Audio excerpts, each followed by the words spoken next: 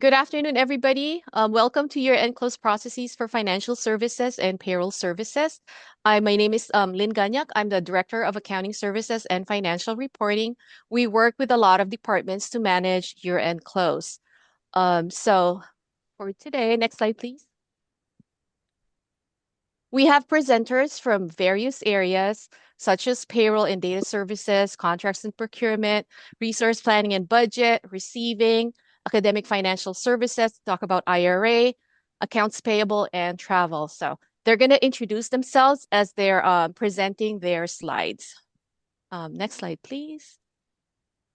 Okay, so we're basically going to be talking about what year-end close, what tasks need to be done, the processes that we need to complete, all the deadlines for the various areas that we had mentioned earlier, how to prepare for year-end close activities, and then announcements. As mentioned earlier, this session is being recorded and will be posted to our website, the video recording, and also the PDF presentation. And also at the very end of the presentation, there is a survey, so please make sure you complete the survey. Next slide, please. And I will turn it over to Winnie. Hi, I'm Winnie from Accounting Services and Financial Reporting, and let's get right into it. Okay, so fiscal year 2024 year-end close guidelines. You can find this on the Financial Services website announcements, and on their announcement, you should be able to find a year-end close memo, a year-end close calendar, both in PDF and Excel formats, and we have the links here. So this is what the memo looks like. This is a memo issued by our Vice President for Administration and Finance, or the CFO, Alexander Porter. And this one is just a screenshot of the calendar. You can find a bigger version at the link posted earlier. So let's get right into this.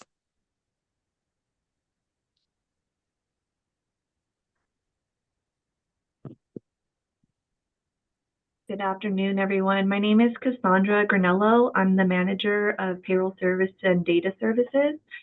So we're just going to go through some deadlines. Next slide, please.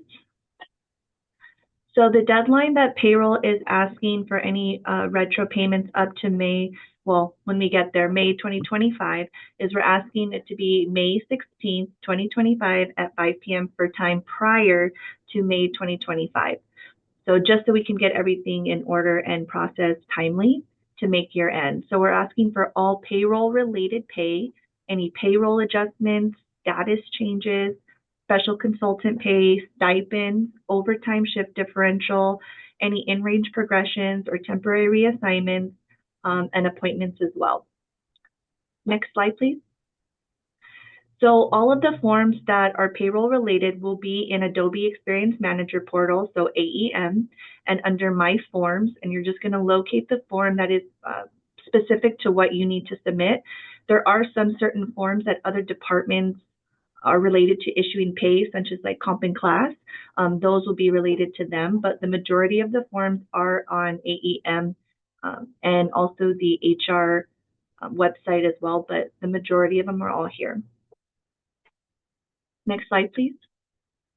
That's pretty much covers year end. Is there any question?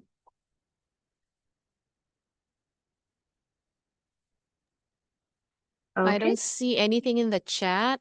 Thank you, Cassandra. You're welcome. Thank you. Hi, everyone. My name is Annie Efshian. I'm the Director of Logistical Services and Asset Management. In order to close out your purchase orders and pay your bills for the fiscal year, everything has to be received. So in case you receive something and it bypasses central shipping receiving, please let us know before year end. And you don't have to wait for the deadline. You can just let us know if you have received something that is not actually received in the system or that we're not aware of.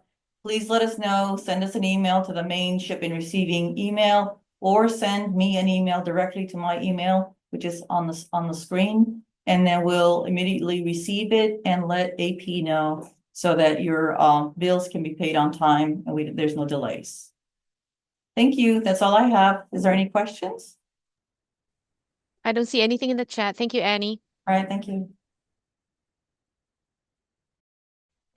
Hi, everyone. My name is Alyssa Adamson, and I'm with Academic Financial Services. Thanks for having me here today. I'm here to talk about IRA. Okay, next slide, please. Okay, so this is just a reminder that this is the first year that IRA is fully transitioned stateside. And so IRA is a student fee revenue, and it's governed by CSU policy, and it follows the campus stateside procedures. So that's why you're seeing it here today. And IRA will now continue to be included in all of the year-end activities. And so, like all student fee revenue on campus, the IRA funds need to be fully spent down by the end of the fiscal year, June 30. And any open balances at the end of the year are going to be swept central for reallocation the following year. So, what that means is any balances that you have remaining at the end of the year, they're going to be pulled. So, it's going to be zeroed out in your department and it's going to be pulled central to central administration, and we reallocate those funds the following year. Um, but if you have a program that has travel that's scheduled to take place over the summer, we'll keep those funds in place until the travel is complete and fully expensed. But as a reminder, travel should be completed within 60 days of the last day of travel. So really, around by September, October, we should see those fully closed out and fully expensed. And if you go over for any reason, it's going to be adjusted in the following year. Okay. Current balances were recently shared. I believe they went out on Thursday or Friday of last week to all of the program leads. We'll post at the end of Q3 another update with the balances as of the end of Q3, and we'll post that to the IRA website, and we'll send you a notice that the Q3 report is available. And again, just a reminder that IRA, because it's stateside, the program should adhere to all of the fiscal year and deadlines, just like any other stateside program. Okay, next slide, please. And then this just is just a reminder about the timeline and to help you plan for next year. IRA award letters. So anybody who applied for IRA funding in the year 25-26, those notice letters will be sent out anytime now. So typically it's between mid-March to end of April. But I know that those letters are in the process of being sent out. So I'm going to say probably by the end of March, those letters will go out. And then the application process for 26-27 is in August 2025. And then there's just a screenshot of the timeline below. Okay, next slide. I believe that's all I have, but yeah, that's it. So does anybody have any questions about IRA? No? Okay, thank you. Thank Thanks, you, Alyssa. Alyssa. Okay, Accounting Services and Financial Reporting, ASFR. It's me, it's Winnie, I'm back. Okay. So here's just a quick preview of what we're going to cover in the next couple slides. Year-end close overview, managing funds, ASFR forms, and accruals, both for P-card and Concur travel. So fiscal year 2024, that is the period of time between July 1st, 2024 and June 30, 2025. So what we're talking about today is legal close, that's FLCMP. This is a modified accrual, and the year-end reports will be using campus chart fields. You know the chart fields: 6603 General Services, D Fund, your department ID, and so on.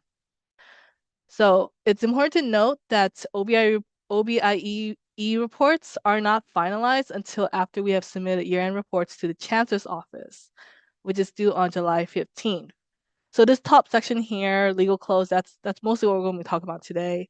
I'm just going to really quickly go through the next two bullet points for firms close and gap close. This is why, like this picture, the end is not the end. Even though our fiscal year ends on June 30th, we have a firms close and gap close, and we do accrue anything for the current fiscal year that didn't make it in, basically.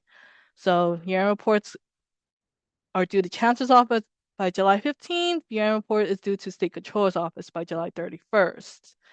And then we have the gap close as well. There's firms close FLCSU and gap close FL-GAP, which is for generally accepted accounting principles. As our campus is a very big campus, we are almost always in audit scope.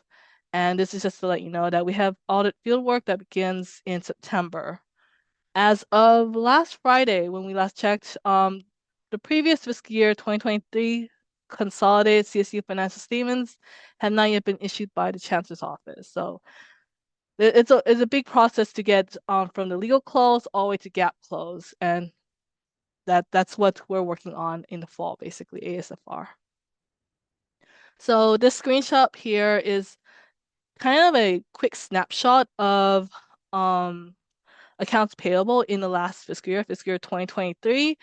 It's to show you, if you look at the FL gap column, that is showing you that there was about $8.9 million of paid in invoices for the previous fiscal year that weren't included in the legal close because this is after June 30th, 2024 for last year. Yeah, 2024. So these missing invoices are actually posted in our OBIE in fiscal year 2024 instead of fiscal year 2023. So that's why even though it's past June 30th, you still want to submit all transactions for the current fiscal year as soon as you can, basically, because we have to account for it in our GAAP books as well. Okay, so our goal is revenues and expenses must be recorded in the correct fiscal year in which they occur. This is the matching principle. I know some of you know about account 69002, which is for prior year expenditure adjustments, but that should only be used for correction errors discovered after a fiscal year has been closed. Expenses should never be purposely deferred to a subsequent fiscal year and record it as a prior adjustment. So that's just a heads up there. Next, we have managing funds. So like think about funds as like buckets of money, and there's the funding source, there's restrictions on how you can use each bucket basically. So you have to consider, the funding source, funding restrictions, department restrictions, and of course, make sure you check your fund balance or the budget balance available, BBA, in your OBIE actuals reports or summary report. So the next couple slides are just kind of showing you some commonly used funds. Forgot to include a link, but there you can find this on the ASFR website. We do have this file available for your use. So these just kind of show you, like for example, TAO2 is here. There's a restriction on how you can use TAO2. So you can like look at the CSU fund description for kind of explanation for what these funds are used for. And this is just a continuation of that.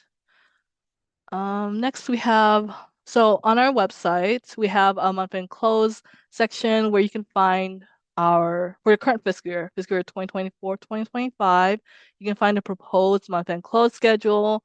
So if you follow along with month-end close every month, you would know the scheduled close date is included here, as well as for the quarterly submissions, the firm submissions, in our words, that date's also posted here. So you would know when, the OBIE reports are finalized here. I've included a screenshot here for period 12, June 2025. That is for our year-end close. The tentative date we have for the month-end close is July 7, 2025, and for pre-close, July 9, and post-close, July 11. We do pre-close and post-close when we are finalizing things with the CO, basically. So that's on there and available for you on our website. Okay, so next we're going to go over ASFR forms really quickly.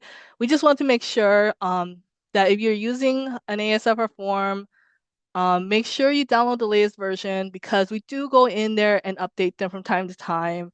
And you don't want a delay in processing your forms because, we're trying to figure out what happened. So just make sure you use the latest version of the form.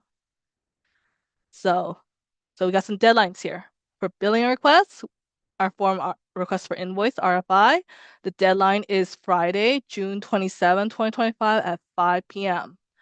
As a quick aside, importantly, only ASFR can generate invoices to external entities, so please make sure to submit request for invoice forms to us. In those cases, if your department receives revenue from your programs or activities, please submit an RFI to ASFR and we will bill on behalf of campus. Next, expenditure transfers, non-payroll. The form is expenditure transfer request. It's actually an application. I'm sure many of you have used it. The deadline for this will be Tuesday, July 1st, 2025 at 5 p.m. Next, we have the reimbursement and deposit to university forms. There's two. There's the regular one, and then there's the one for P-card specifically. Both of the deadlines are going to be Monday, June 30, 2025. Please make note of this at 12 p.m. The cashier's office closes at 12 p.m.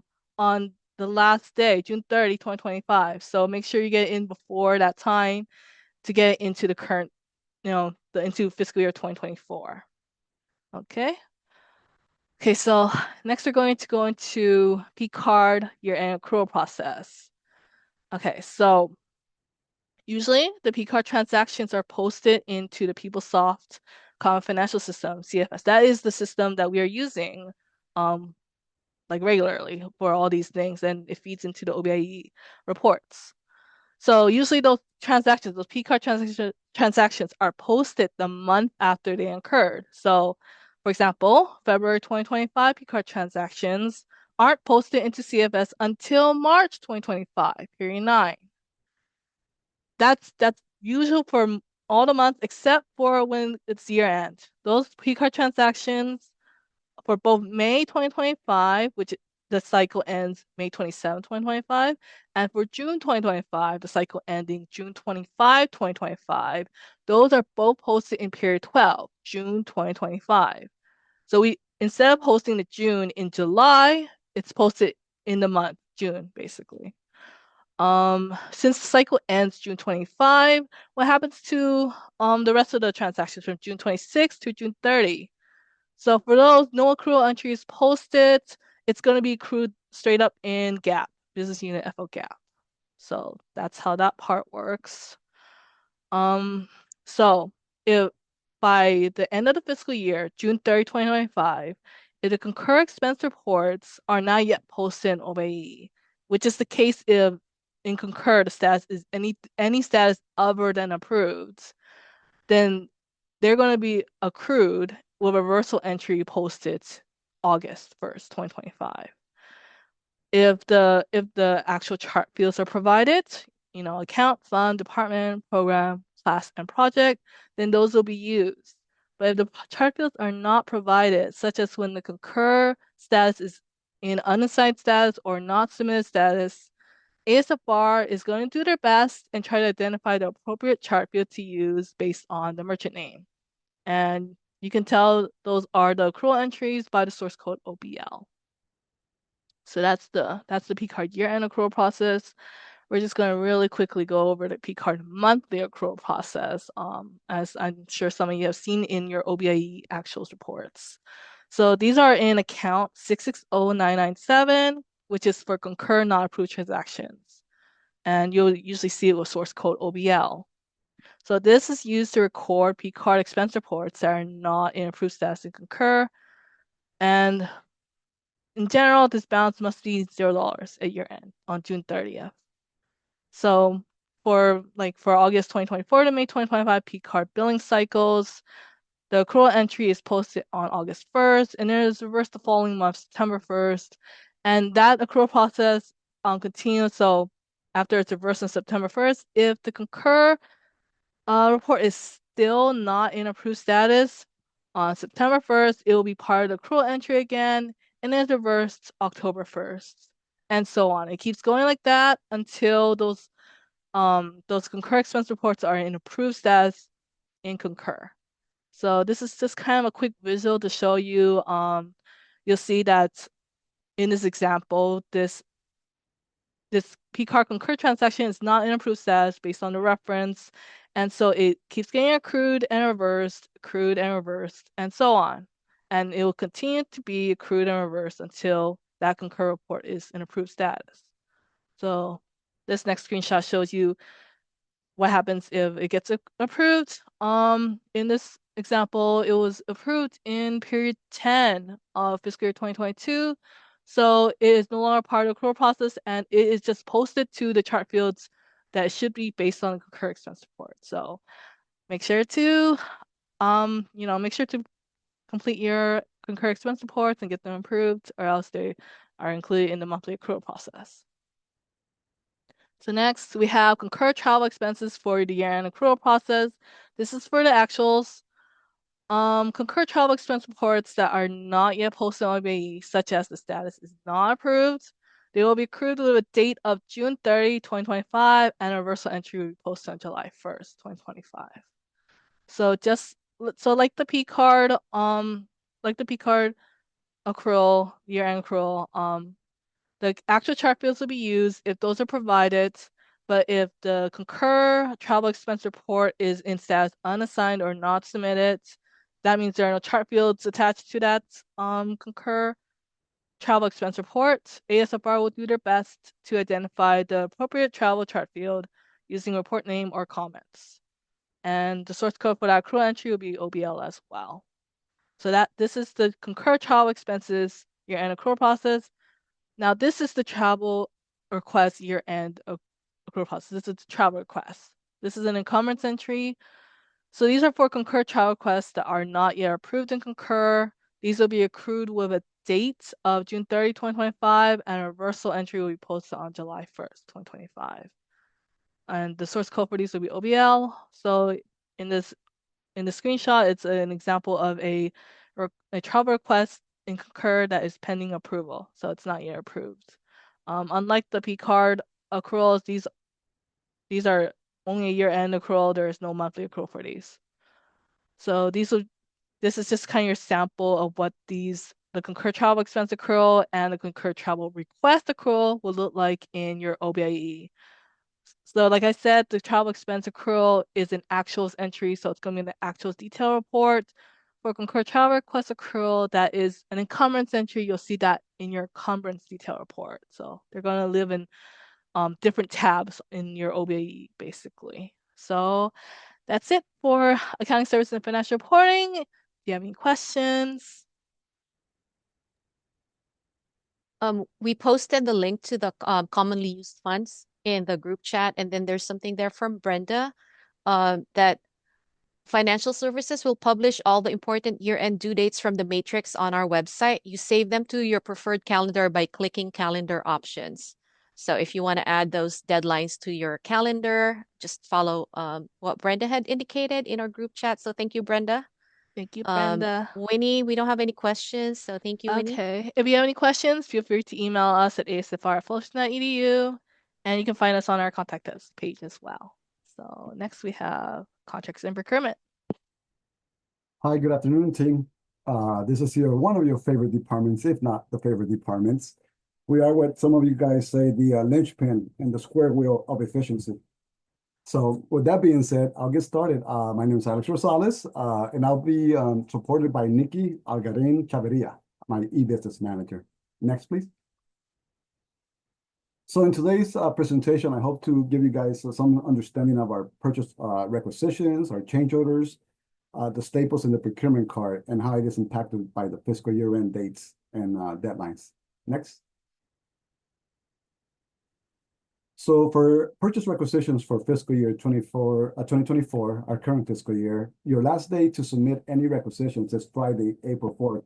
That's any requisition that's 100,000 and above, which require formal bidding. As I mentioned earlier, we are the linchpin of efficiency, and I only say that because I now have a great team of buyers and e-business team members that are helping us expedite some of your requests. I'm hoping that you guys are seeing some of that difference with the great team we've amassed here.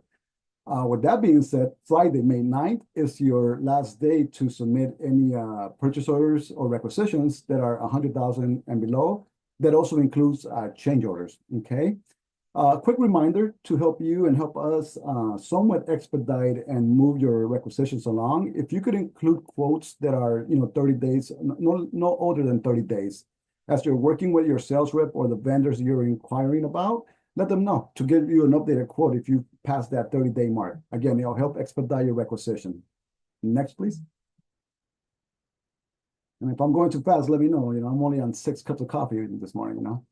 So for the new fiscal year requisitions, that's fiscal year 2025, Monday, May 12th, 2025 is when you can start entering new requisitions into PeopleSoft or CFS.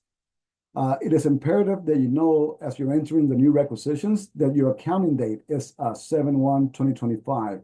If you do not enter that date, you're going to get that beautiful error from the system saying that the accounting period is not open.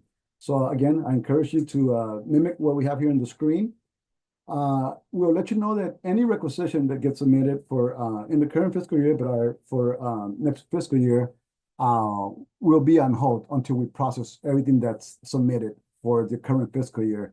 And as you can imagine, we're probably guesstimating to get anywhere from 300 to 380 rec lines, and we'll split that amongst the team. An important caveat, any entries before this date will be canceled by contracts and procurements. What that means is if you're submitting requisitions in the current fiscal year that are for future year spans or services, we will not be processing those. So I hope you understand and don't beat me. Next, please. Change orders. As mentioned earlier, Friday, May 9th, 2025 is your last day to submit change orders. These are associated with any funding increase that you might have. Granted, the POs, certain POs have a built-in tolerance in there, but if it's significant, we ask you to please submit a change order request via the change order process we've hyperlinked here. You'll have this in the slide presentation. If it is a change order to reduce funding, I'm okay with you sending an email to our DLC_P mailbox. Okay. I'll work with you and try to expedite those for you as well. But again, anything that has to do with monetary or just financial implications to the PO, please submit it via this process. Next. All right, this is where we start to dabble with those 350 to 380 line recs that I mentioned earlier. So from now until May 9, 2025, we'll be dealing with all current fiscal year POs. See the depleted battery right there, right? So, the one notice that I wanted to say that, until further notice, the days of the week will now be called this day, that day, other day, someday, yesterday, today, and maybe yes, next day. So that's how we feel when we get this amount of requisitions. As you see, beginning May 12th, 2025, going forward, I guess we use the weekend to recharge the battery, and that's why we're prepped and ready to go with your new requisitions. But again, remember, we won't process those until we finish for the current fiscal year. The good thing about that renewed battery is we work with our friends in accounting, and thank you, Lynn, for helping us, where we'll be able to open both the rec period and the purchase order period. Because we do understand there are certain suppliers that need to have their POs before July 1st or on July 1st. Work with us. Let us know if that's one of your situations you find yourself in, because the last thing we want to do is cost you additional subscription fees or reinstatement fees. That's more popular with service orders or the softwares. So again, reiterate that for us in the header comments of your requisition, and I'm sure my team will be able to help you with that. Next, please. This is a new posting or a new notice for you guys. I think in the past, you were accustomed to ASFR sending you open purchase orders reports. Well, starting April of 2025, so basically the March 2025 month-end close numbers, CMP will start to send out an Excel file containing your open POs for the previous months. What we're asking you with this is that your responsibility to please review the list, validate any open encumbrances, and also if they are valid, if you could assist us with requesting outstanding invoices from your suppliers, your vendors, or your sales rep. If they are POs that need receivers, also work with Annie, as she mentioned earlier, send her an email to the receiving mailbox, and they'll be able to close out any POs that require a receipt in order for AP to close out your invoice. And then work with us. You could advise contract and procurement on which POs to close, okay? I have more on the next slide, please. So in order for you to help me and help you as we start to disseminate this list of open POs, we ask you to please review all your PO balances, identify what POs should be closed or liquidated, Commodity POs, those are the three-way match POs. Again, the POs that must come through shipping and receiving. They gotta have a full receipt on file in order for them to be closed out by AP or even us.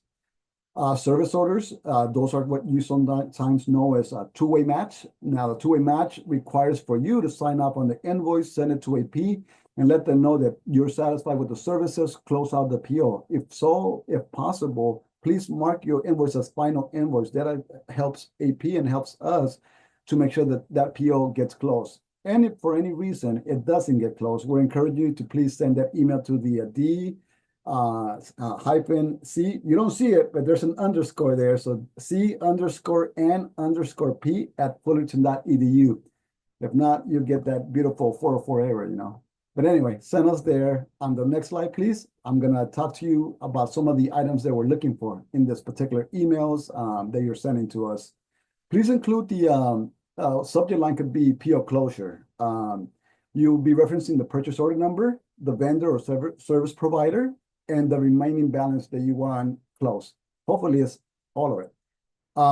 So as you might also notice now, we are using ServiceNow to support and answer your emails. I have a very good team, as I said earlier, who are monitoring their tickets assigned to them. So ServiceNow is helping us stay on top of our mailbox. It's no longer going to a vortex or a black hole. So there is logic in the universe nowadays, okay? So again, don't forget to send us that email, include this information, and we'll be able to assist. Next slide. All right, before I hand it over to Nikki and as she goes over the PCAR stuff, I have my final notice. Due to the current workload, the light at the end of the tunnel will be turned off until further notice. Nikki? Thank you, Alex. Good afternoon. My name is Nikki Alguerran-Chavarria, and I'm the e-business manager for contracts and procurement. I'm going to go over a few important dates for e-business related expenses, starting with staples. All staple orders must be shipped by June 20th to guarantee that the order is posted to this fiscal year's books. Shipments after June 20th will be posted in fiscal year 25-26. Some general reminders. Staples is our primary office supplier, so please use them for your basic office supplies whenever possible. Shipping is free for orders over $50, and stocked items can be delivered within 24 hours. Next slide. All right, procurement card. So June 16th will be the last day to request a temporary limit increase for P-card purchases expected to post this fiscal year. So please plan ahead. If you need an increase on your card for purchases that are going to be posted this fiscal year, make sure that they get to us by the 16th of June. June 20th will be the last day to purchase with the P-card to guarantee that it makes it into this year's fiscal year books.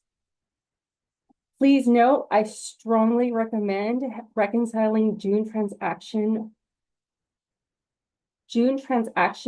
that are posting to concur leading up to June 25th, which is the billing close date for June, as there will only be 3 business days to reconcile, obtain approvals, and submit to e-business. Because, next slide, please. All expense reports are due June 30th, so 3 days. The expense reports need to be in approved and in travel or CMP review status in order to be posted or accrued for this fiscal year. Next slide. P-card reminders. Please keep in mind that the concur business purpose field should be used for easily identifiable information, mainly for tracking or budget purposes. So you're going to put, brief information in there, food for X event, that kind of thing, where you're going to use comments, the comment section of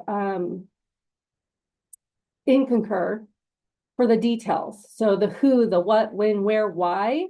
And please, no abbreviations or acronyms. We need to be able to explain what the purpose is in detail to a third party, meaning an auditor. Next slide, please. Preparing for year-end closing activities. Ensure you are submitting your requisitions and change orders before the deadlines. And then reconcile June expenses as the transactions post to concur. Next slide. We included a few resource links for you when this presentation becomes available. The first link is the CNP website where all of our current forms are housed. Please use our current forms whenever possible.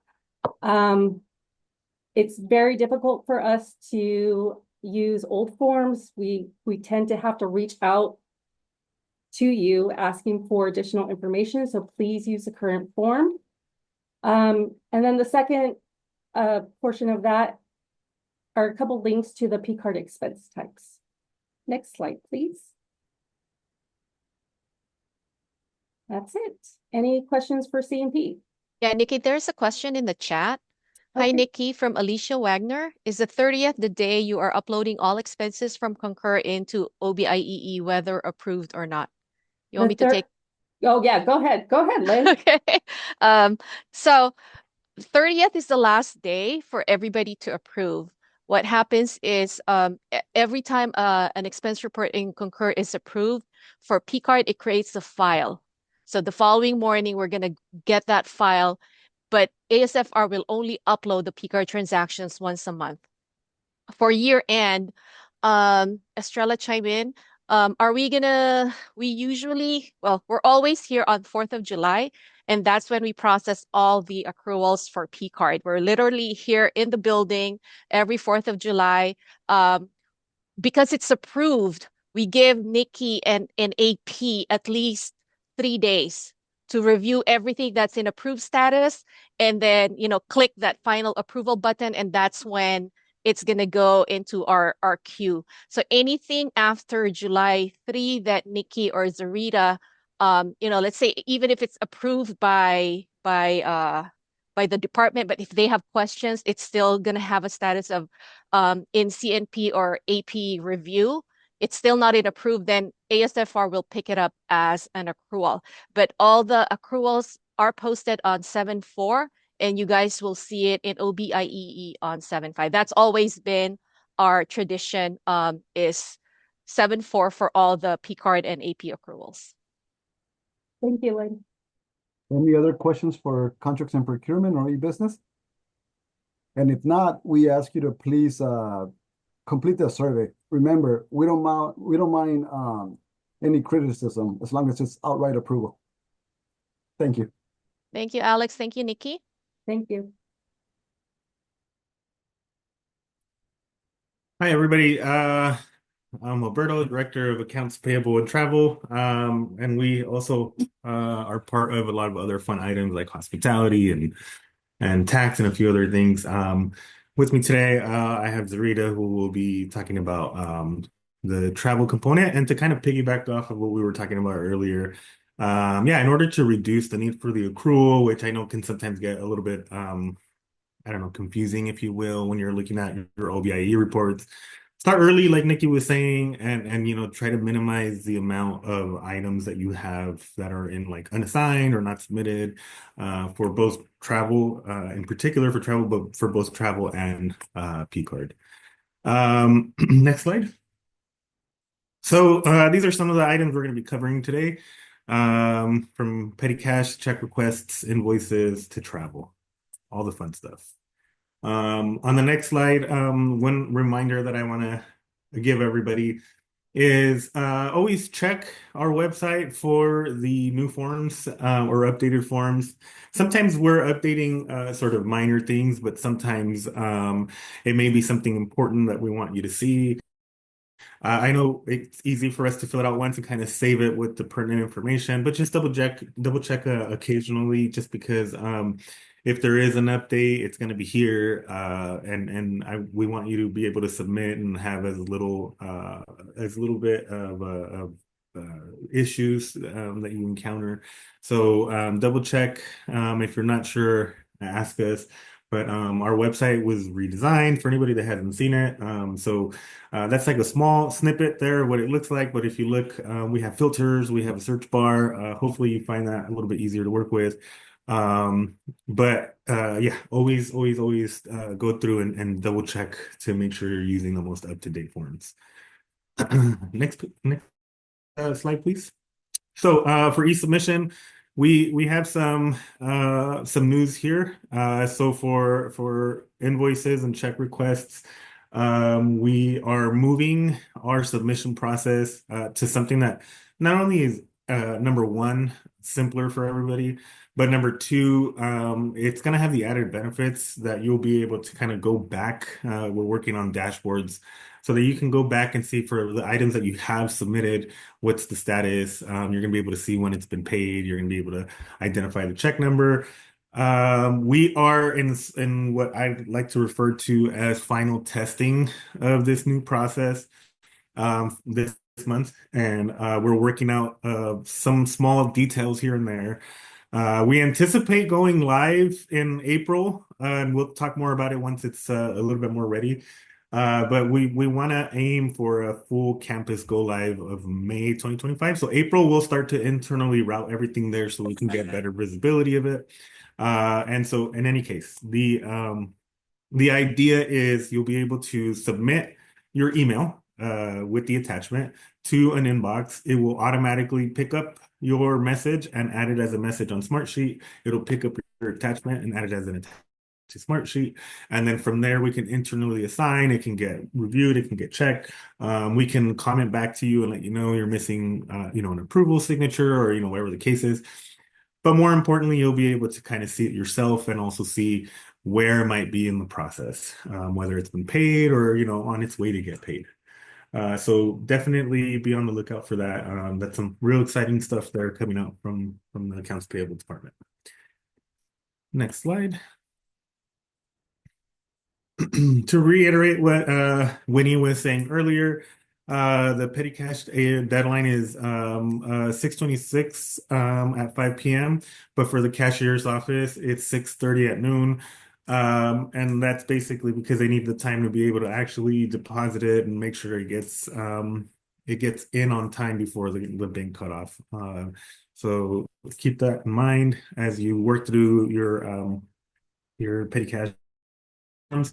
Remember that for the forms, they have to be approved by AP prior to submitting to the cashier's office. So don't just get your internal signatures and then run over there at 11:59 p.m. on June 30th. It has to come to our office first. We go over it and then approve it. Cashiers won't move it forward without seeing something from our department. Next slide. For the direct expenses, there have been a few changes here to the categories, but for the check request itself, the deadline is May 23rd at 5 p.m. For the categories themselves, what we did was we removed some excess categories that we weren't really using, so we brought the list down from 40. We left items that are consistently used, and we added some that we saw were needed. So you might have noticed already that there was a small change there. Reminder for the form itself is to ensure that you attach the necessary documentation, whether that's an invoice, the membership justification form, receipts, anything that you need to support the payment. Make sure you attach that. And also for anybody that's processing a check request form, remember that we need to have your pay vendor data record on file. If you're not exactly sure if it is already a vendor in the system, go through the vendor setup process where you submit the Smartsheet. The Smartsheet will automatically email the vendor at the email you're designating for them a copy or a link to the form that is automatically routed over to us, and then we work to clear it and get it on the system. No need to email that form. So if your vendor does ask you or sends it to you directly, there's no need to forward it. You can go ahead and delete it. We're going to get it automatically from Adobe. Next slide, please. For invoices, again, the deadline, May 23rd at 5 p.m. And kind of to touch upon what Alex was talking about earlier today, if you know that this is a final invoice and you still have some residual dollars left in your PO, your encumbrance, please let us know when you submit the final invoice that it is final and to close out the purchase order. We can then sort of mark it to be closed out. Otherwise, if we process the payment, um, you'll need to alert contracts and procurement to close it out for you. So this makes it a little bit easier. And I know one of the questions might be, well, when do I know if it's final? Well, you'll have to work within your department or, at least talk to the person that requested either the service or the goods. Sometimes we think we might need, I don't know, 1,000 of a product, say it's 1,000 pens or something. And then you really only need 500 for whatever reason. That's a situation where you might want to let us know ahead of time that we can close it out, even though there's still funds left. If you're not entirely sure, the other thing you can do is reach out to the vendor themselves and sort of ask them, are you anticipating sending another invoice? Otherwise, again, you can still close it. It's just you have to go through contracts and procurement, and it's a totally different process. But also just to remember to use the e-submission process when you're submitting your invoices. Okay, next slide, please. And I'll pass it over to Zarita for the travel stuff.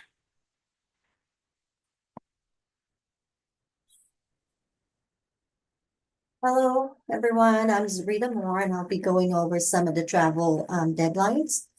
For paper travel requests on April 25th, we will be providing the Provost Office a list of open TRs.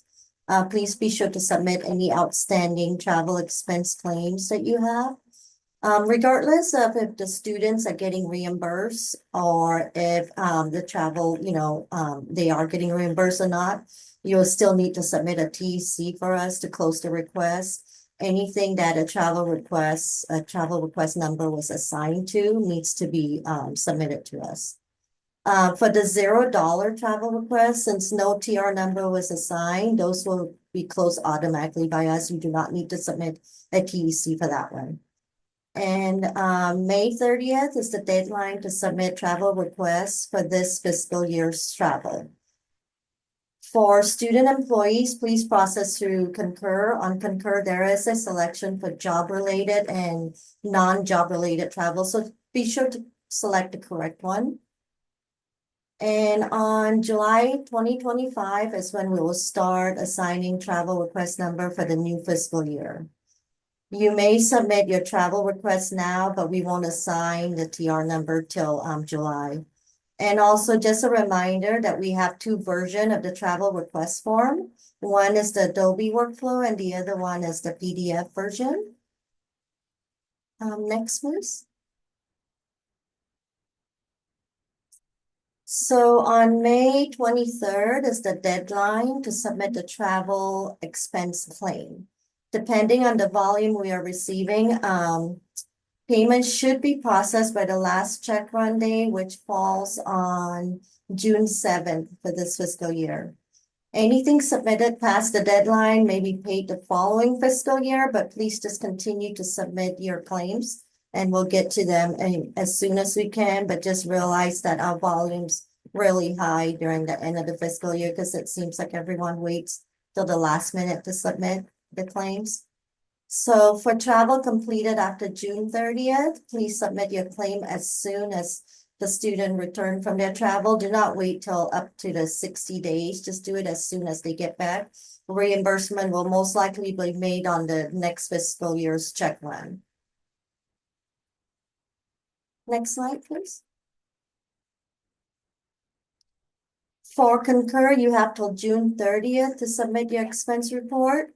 The report must be approved and in travel or CMP review for it to be obligated in CFS. If you miss the deadline, please just continue to submit your report and we'll keep processing as much as we can again.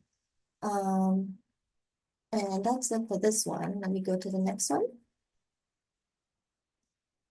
So on Concur also, you may start creating your travel request for the next fiscal year right now. Concur will automatically assign a TR number. You don't have to go to travel operation for that. And also a reminder for Concur, you need to close out your travel request once your expense report has been submitted and is approved for payment by travel operation. We still have a lot of open travel requests in the system that needs to be closed. And just a reminder, please do not cancel the request. Make sure you select close. You should only use cancel if the travel did not occur and if there were no P card charges at all. So always just be sure to close your request. If you are a delegate, please make sure that all of the open travel requests are closed. And thank you. That's all I have. Good luck. And so just to kind of wrap up here, a few things that I wanted to go over at the end here were if you need technical support and with concur with your travel or even your P card, and by technical we mean you know, you need delegate access, you accidentally closed a TR when you didn't mean to. Technical items, you can email concur@fullerton.edu or call the number that's listed there on the slide. For any travel policy related questions, please direct those to the travel department. For the resources page, I want to remind everybody, we still do offer the open lab sessions. We've got a lot of trainings going by to do the financial services training. So I hope you've all been attending those. And if not, don't fear, we're going to have some more again next semester in the fall. But we still have the step-by-step guides up. All of these things are going to be also updated as we start to make improvements to the system. The website is there in the middle. And then lastly, this is actually a really important reminder. The users can check the approval status of their travel requests or expense claims on Concur. It's under the header. There's an audit trail. If you need specific screen steps on how to get there, you can follow the link that is listed there on the page. And that being said, thank you so much for listening to us today. Any questions? Nothing in the chat right now.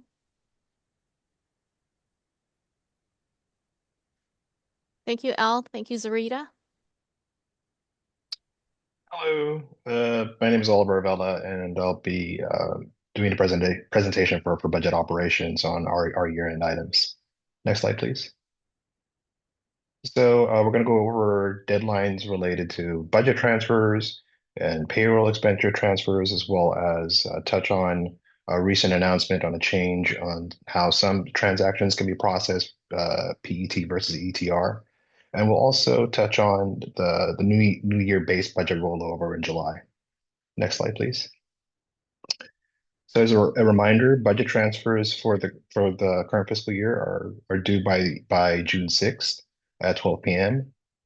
They're submitted through an e-workflow process. You can find a link to that BTR form on our website. The link is shown on the screen right now. The next slide, please.